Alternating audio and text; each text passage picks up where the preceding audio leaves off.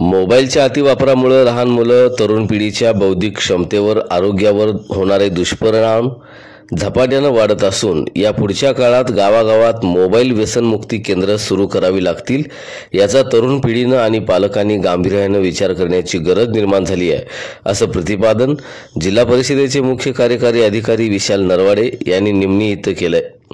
मुख्यमंत्री समृद्ध पंचायत राज अभियानांतर्गत निमणी इथं आयोजित करण्यात आलेल्या ग्रामस्थांच्या बैठकीत त्यांनी अभियानांतर्गत सुरू असलेल्या कामांची माहिती घेतली। ते पुढे म्हणाले, अभियान ही एक चळवळ असून अनेक अशक्य गोष्टी शक्य झाल्याचा इतिहास आपल्या समोर आहे। प्रत्येक ग्रामस्थांनी आपली जबाबदारी ओळखून गावाच्या विकासासाठी या अभियानात सक्रिय राहण्याची सूचना केली आहे। अभियान प्रभावीपणे राबवण्यासाठी मार्गदर्शन केलं। माजी उपसरपंच आर.डी. पाटील यांनी प्रास्ताविक करताना मुख्य कार्यकारी अधिकारी यांचा जीवन प्रवासाची ओळख करून दिली।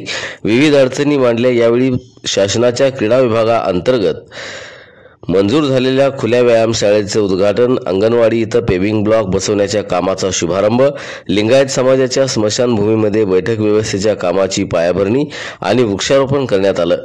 ग्रामपंचायत कार्यालयासमोर तक्रार पेटीचं उद्घाटन त्यांच्या हस्ते करण्यात आलं।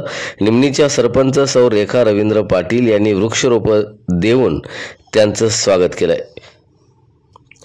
मुख्य कार्यकारी अधिकारी यांच्या हस्ते मुख्यमंत्री समृद्ध पंचायत राज अभियानांतर्गत लोकवर्गणी दिलेल्या 5 ग्रामस्थांचा प्रातिनिधिक स्वरूपात सत्कारही करण्यात आला। संख्या किती आहे?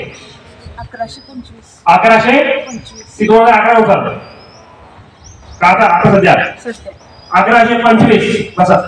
आता मला पुरुषांना प्रश्न विचारायचा आहे। 1125 महिला गावामध्ये समजा आज आपण तपासणी केली आणि